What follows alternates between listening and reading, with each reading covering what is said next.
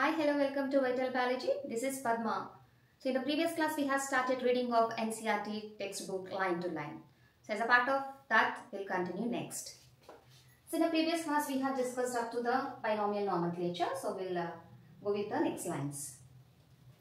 So here, so they said, so this naming system given by Carlos Linnaeus is being practiced by biologists all over the world. Yes? So previous ga kuda manamu cheppamandi, so binomial nomenclature. So evaithe like all over the world taxonomists andaru kuda kalisi oka standardized system ni vallu provide cheyadam jarigindi. So a standardized system lo em untayi ante certain rules and some principles are present. Okay, so that naming system is actually called as binomial nomenclature, which was actually given by Carlos Linnaeus. And this naming system using a two-word format was found convenient. And let us take the example of mango to understand the way of providing scientific names better.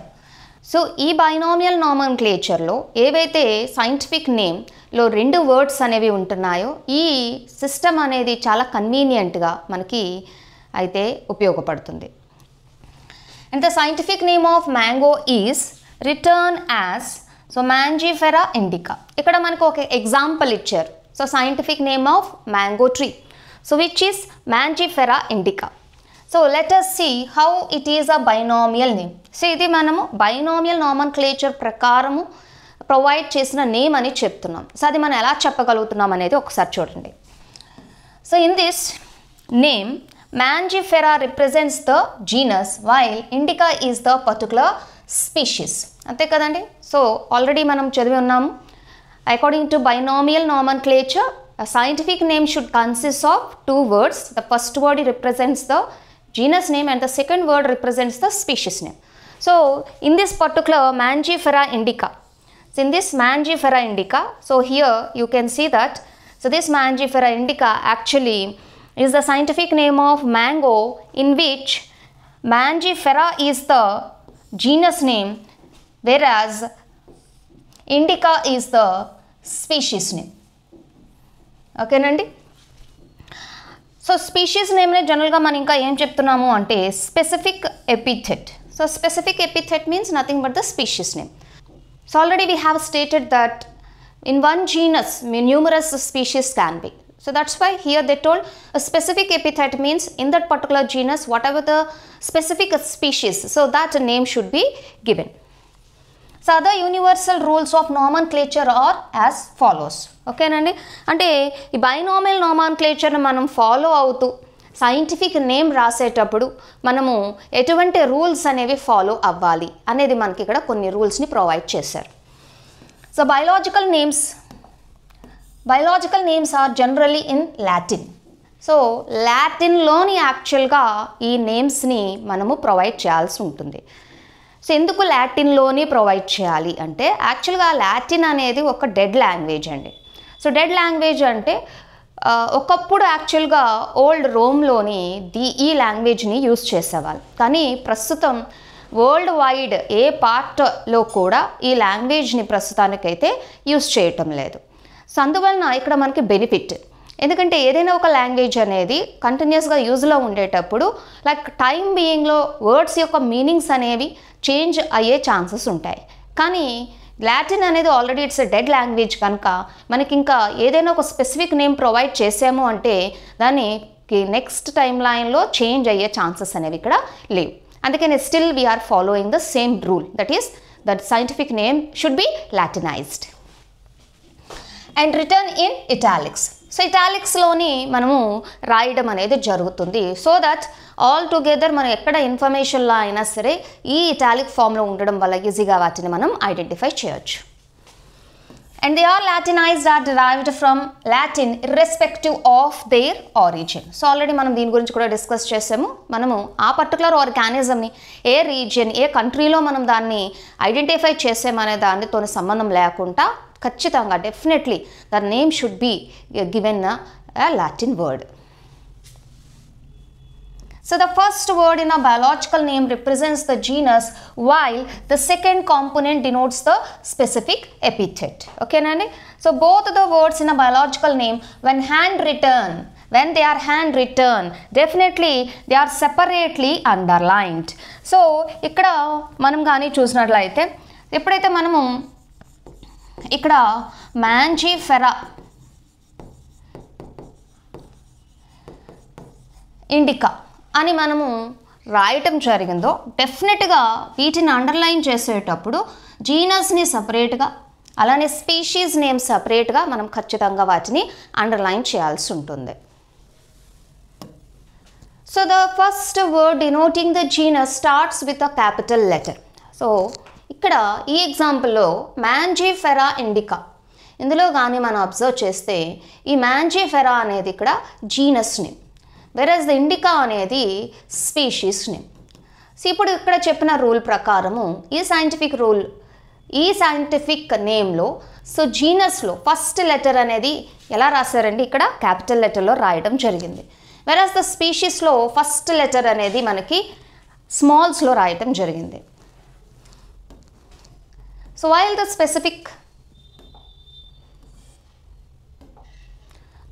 the specific epithet starts with a small letter, okay, so it can be illustrated with the example of this Mangifera indica.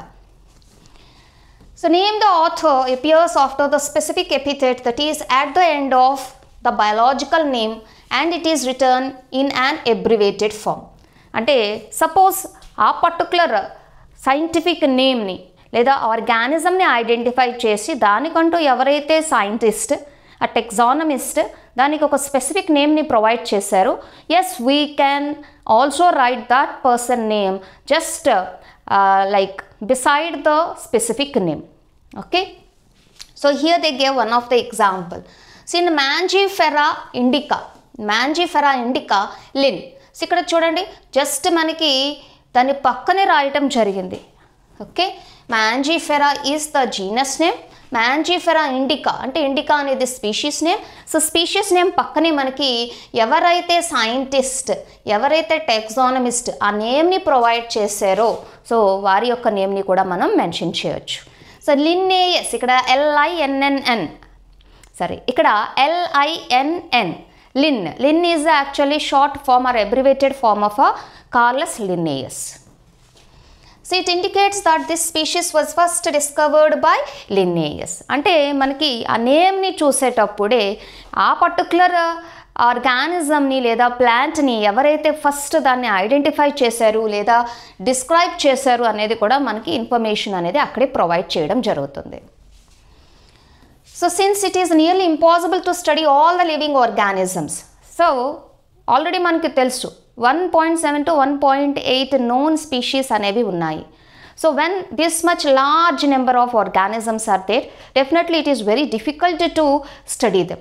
Why here they told, since it is nearly impossible to study all the living organisms and it is necessary to devise some means to make this possible. So impossible thing ఏదైతే అంటున్నారో మొత్తం ఆర్గానిజమ్స్ని చదవటము లేదా వాటి గురించి తెలుసుకోవడం ఏదైతే అక్కడ impossible అంటున్నారో దాన్ని మనం ఇక్కడ ఏం చేస్తున్నాము, పాసిబుల్ చేస్తున్నాం. And further a process is required and that is called as here classification. ఏదైతే impossible thing which is to study these numerous number of millions of species. So to study those species a specific system is required and that specific system or a process is called as the classification. So classification is the process by which anything is grouped. So classification is the process by which anything is grouped into convenient categories based on some easily observable characters. So ఇక్కడ మనము జాగ్రత్తగా చూస్తే classification అంటే ఏంటండి, ఆర్గానిజమ్స్ని మనము convenient categories కింద మనం వాటిని అరేంజ్ చేయడం జరుగుతుంది.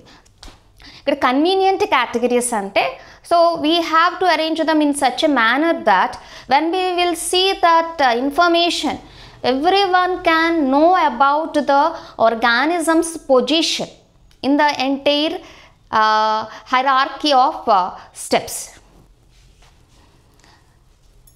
సో దేన్ని బేస్ చేసుకొని మనం వీటిని కన్వీనియంట్ కేటగిరీస్ కింద డివైడ్ చేస్తున్నాము అంటే based on some easily observable characters.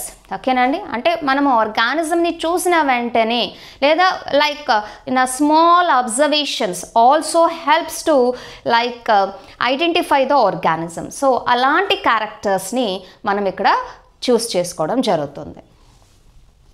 So for example, we easily recognize groups such as plants or animals. So here we easily recognize groups such as plants or animals or dogs, cats or insects. కదండి, ఇక్కడ మనము కొన్ని గ్రూప్స్ని ఈజీగా identify చేయొచ్చు. ఇక్కడ మనకు కొన్ని examples ఇచ్చారండి. ప్లాంట్స్ అనేవి ఒక గ్రూపు, యానిమల్స్ అనేవి ఒక గ్రూపు, డాగ్స్ అనేది ఒక గ్రూపు, క్యాట్స్ అనే గ్రూపు, ఇన్సెక్ట్స్ అనేది ఒక గ్రూపు. సో ఇక్కడ వాళ్ళు ఈ ఎగ్జాంపుల్ ద్వారా మనకి ఏం చెప్పాలనుకుంటున్నారు అంటే, see the moment we use any of these terms we associate certain characteristics features with the organism in that group. అంతే కదండి, అంటే ఒక ఇన్సెక్ట్ అనగానే మనకి ఏం గుర్తొస్తుంది అంటే ఓకే 3 pairs ఆఫ్ లెగ్స్ ఉన్నాయి, 2 pairs ఆఫ్ వింగ్స్ ఉన్నాయి, సో ఏరియల్ మోడ్ ఆఫ్ లైఫ్ని ఎగ్జిబిట్ చేస్తున్నాయి. అలానే వాటికి కైటినస్ ఎగ్జోస్కెలిటన్ అనేది మనము చూడొచ్చు. సో లైక్ దిస్ కొన్ని క్యారెక్టరిస్టిక్ ఫీచర్స్ అనేవి మనం ఇక్కడ వెంటనే మనము like we are able to remember. ఓకేనండి, అలాగే ప్లాంట్స్ అనగానే మనకి గుర్తొచ్చేవి yes they are rich of this chlorophyll pigment by which they are able to trap the sunlight and can prepare the food material. Okay, అలానే animals, yes these are the animals. Animals అనగానే మనకు గుర్తొచ్చేది like they are the eukaryotic heterotrophs అని మనకి గుర్తు రావడం జరుగుతుందండి. అలానే డాగ్స్ అంటే మనకి కొన్ని ఫీచర్స్ వస్తాయి.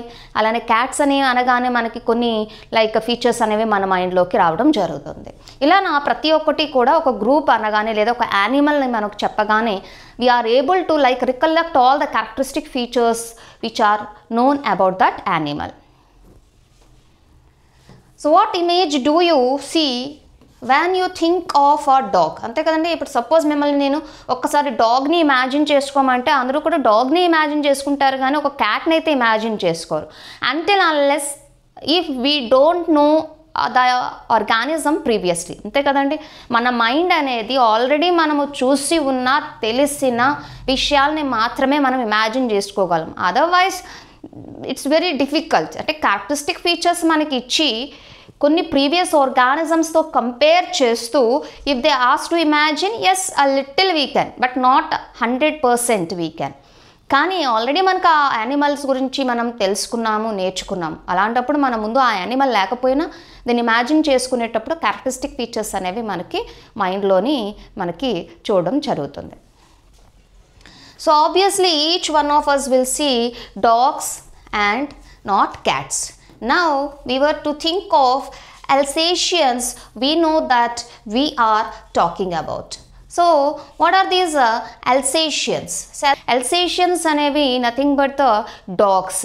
జనరల్గా ఈ డాగ్స్ని మనము లైక్ ఫర్ ప్రొటెక్షన్ పర్పస్ జనరల్గా ఎక్కువగా యూస్ చేస్తూ ఉంటారు. అంటే లైక్ గార్డింగ్ పర్పస్, లేకపోతే పోలీస్ డాగ్స్ కూడా మనం చూస్తూ ఉంటాం, స్నిప్పర్ డాగ్స్ లాంటివి. సో ఇలాంటి డాగ్స్ని జనరల్గా మనకి ఏ పర్టికులర్ వెరైటీలోకి వస్తాయి అంటే అల్సేషియన్స్లోకి వస్తాయి. సో వీ నో దట్ అల్సేషియన్స్లోకి వస్తాయండి. We know what we are talking about. So similarly suppose we were to say mammals. ఇప్పుడు మ్యామల్స్ అని మనం చెప్పినట్లయితే so you would of course think of animals with external ears and body hair.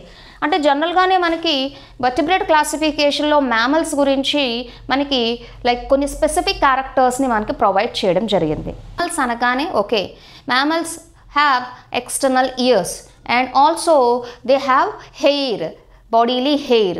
ఇవి specific characters మ్యామల్స్వి. So even lower classes నుంచి కూడా mammals అనగానే ఈ క్యారెక్టర్స్ గురించి మీకు రిపీటెడ్గా చెప్పడం జరుగుతుంది. అందుకే మ్యామల్స్ అనగానే మనకి గుర్తొచ్చే క్యారెక్టర్స్ అవి.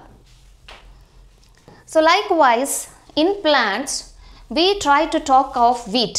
So the picture in each of our minds will be wheat plants but not rice or any other plant. ఇది యానిమల్స్ ఒకటి కాదు, ప్లాంట్స్ గురించి కూడా అప్లై చేసుకోవచ్చు. సో ఏదైనా ఒక స్పెసిఫిక్ వెరైటీ ఆఫ్ ప్లాంట్ని, అంటే లైక్ ఫర్ ఎగ్జాంపుల్ ఇక్కడ వీట్ ప్లాంట్ అనగానే వీట్ ప్లాంటే గుర్తొస్తుంది, లేకపోతే దాన్ని ఇమాజిన్ ట్రై చేస్తాం కానీ, but not the rice or otherwise any other variety of plants. So hence all these dogs, cats, mammals, wheat, rice, plants, animals, etc.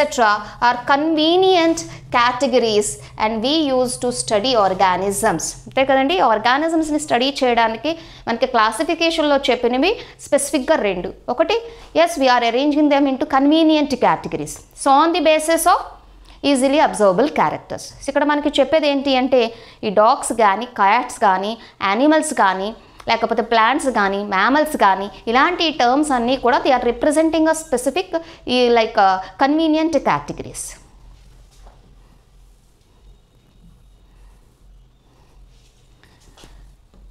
So the scientific term for these categories is taxa.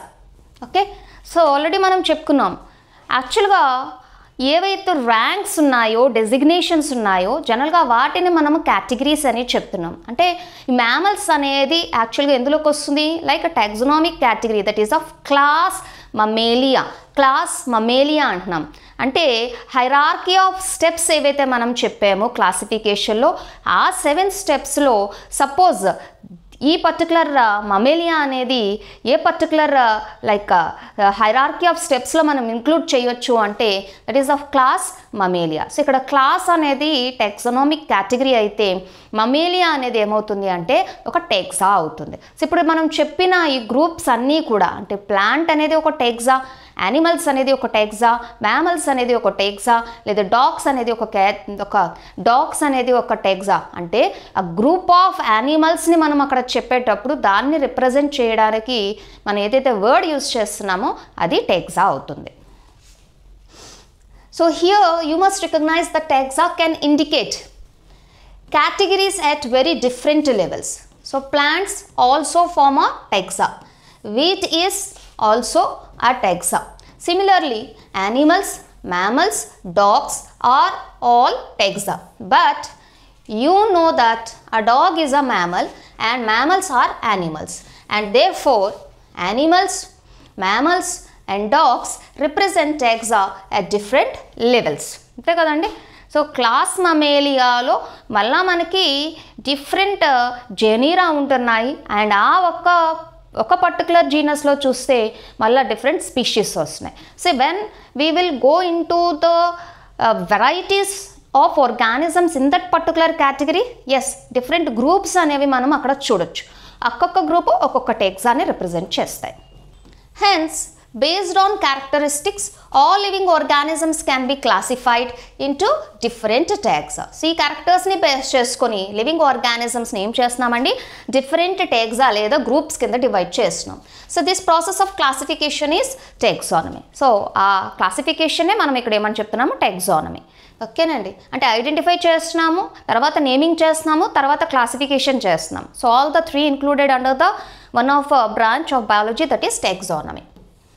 So external and internal structures along with the structure of cell, development process and ecological information of organisms are essential and form the basis of modern taxonomic studies. ఓకేనండి, అంటే modern taxonomic studies అని చాలా స్పెసిఫిక్గా చెప్తున్నారు. ఎందుకో modern taxonomic స్టడీస్కి ఈ particular characters ఏంటంటే అవి ఒక్కసారి చూడండి. So first is the external structures, then internal structure, then the structure of a cell, తర్వాత వచ్చేసేటప్పటికి డెవలప్మెంట్ ప్రాసెస్. ఓకే, నెక్స్ట్ వచ్చేటప్పటికి ecological information.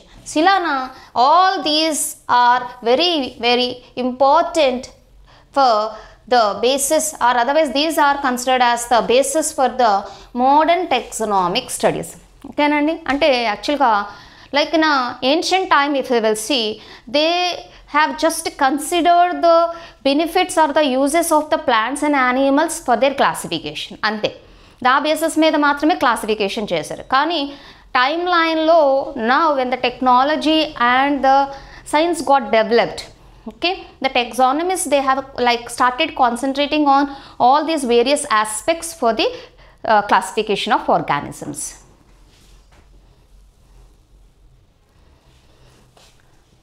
Hence, characterization, identification, classification and nomenclature are the process that are the basis to taxonomy. Okay, Nandi? So, these are the three. So, one is characterization, identification, classification and nomenclature. So, all these are the processes which are basic to taxonomy. So, taxonomy is not something new.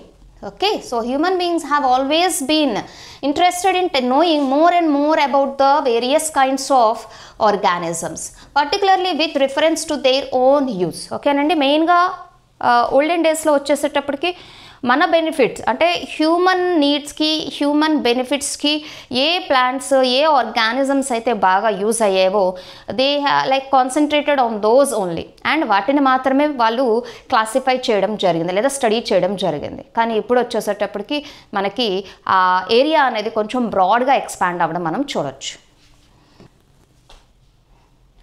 So in early days human beings needed to find sources for their basic needs of food, clothing and shelter. So ఈ సర్చ్లోని ఏవైతే animals plants బెనిఫిషియల్గా అనిపించేవో so అలాంటి plants animals మీద వాళ్ళు study చేసి వాటిని మాత్రమే like naming చేసి classify చేసేవాళ్ళు. Hence, the earliest classifications were based on the uses of various organisms. అందుకనే మెయిన్ కాన్సన్ట్రేషన్ అంతా కూడా వాటి యొక్క యూజెస్ మీద మాత్రమే వాళ్ళు ఫోకస్ చేశారు. So, human beings were since long not only interested in knowing more about different kinds of organisms and their diversities, but also the relationships among them. Okay, Nandi? But తర్వాత వచ్చేసేటప్పటికి only మనకి naming కావచ్చు, identification కావచ్చు, అలానే classification మాత్రమే కాకుండా even they have started like concentrating on the evolutionary relationship, like how the animals got originated. Is it the higher organisms derived from the lower organisms, and how one group is related with the another group, and what is the timeline of their origin? So like this, in all these aspects when the scientists they have concentrated, so that helped a lot to study these organisms in detail.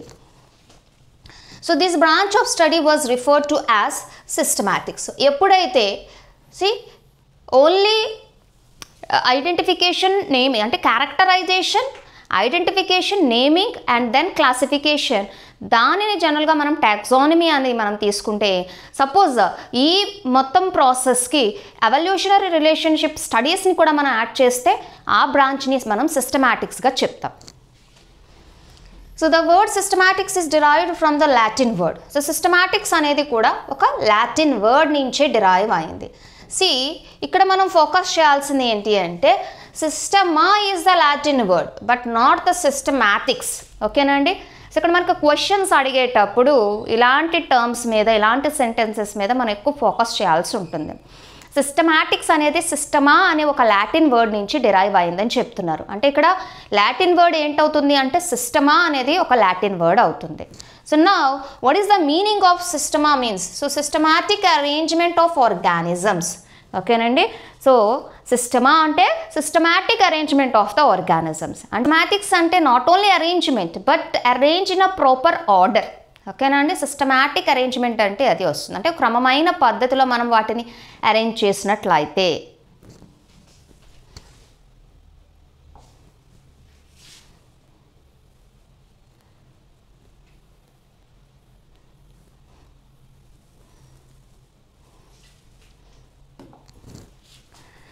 See, Linnaeus used Systema Naturae as the title of his publication. ఇక్కడ ఈ word చూడండి, Linnaeus use చేశారండి. ఇక్కడ ఎవరు ఏ scientist అంటే Carlos Linnaeus used the term ఏంటిది అది సిస్టమా నేచురే అనేది. సో సిస్టమా నేచురే అనేది దేనికోసం యూజ్ చేశారు ఆయన?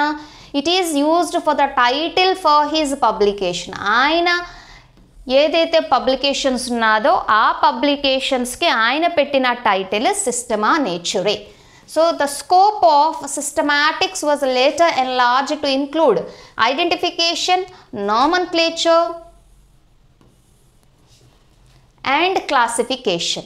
And systematics takes into account evolutionary relationships between organisms. So ఇది మనం చాలా ఎక్కువగా మనం దీని మీద ఫోకస్ చేయాలండి. ఓకే, సో టాక్సానమీ అనేది ఓన్లీ ఐడెంటిఫికేషన్, నేమింగ్, క్లాసిఫికేషన్ మీద ఫోకస్ చేస్తే, సిస్టమాటిక్స్ అనేది ఐడెంటిఫికేషన్, నేమింగ్, క్లాసిఫికేషన్తో పాటుగా ఎవల్యూషనరీ రిలేషన్షిప్ని కూడా యాడ్ చేస్తుంది.